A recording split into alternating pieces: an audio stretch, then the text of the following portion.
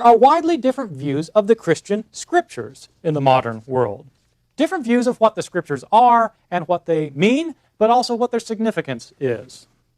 Just in terms of contents, for example, different Christian groups have different scriptures today. Most Christian groups agree that we have both an Old Testament and a New Testament.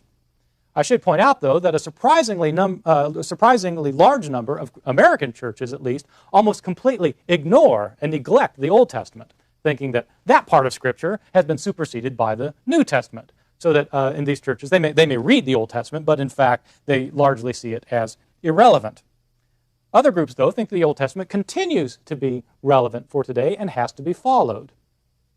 There are some Christian groups that have more books in their canon than just the Old and New Testament. For example, the churches that have the Old Testament Apocrypha. And groups of Christians who call themselves Christians who have other sacred books, such as the Mormons, who have the Book of Mormon.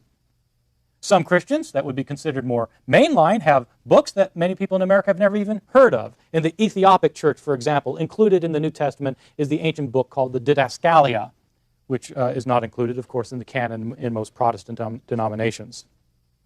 Not just do the contents of these various scriptures differ from one church to another, though, also the character of Scripture is understood quite differently from one church to another. There are Christians, of course, who maintain that the Scriptures contain the literal and precise words of God, that these words are inspired and need to be accepted and believed if one is to go to heaven.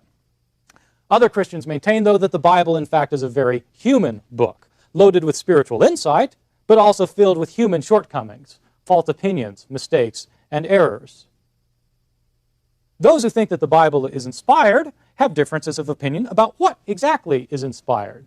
Is it one translation that's inspired? There are Christians who maintain that the King James Bible, the English translation, the King James Bible, is the one inspired Bible. Other Christian denominations think that their translation, for example, the New World Translation of the Jehovah's Witnesses, is the inspired version. Some people maintain that what's inspired is not a translation, but the original Greek for the New Testament and Hebrew for the Old Testament, that those were inspired by God. Other Christians point out that we don't have the original Greek or Hebrew, New Testament and Old Testament.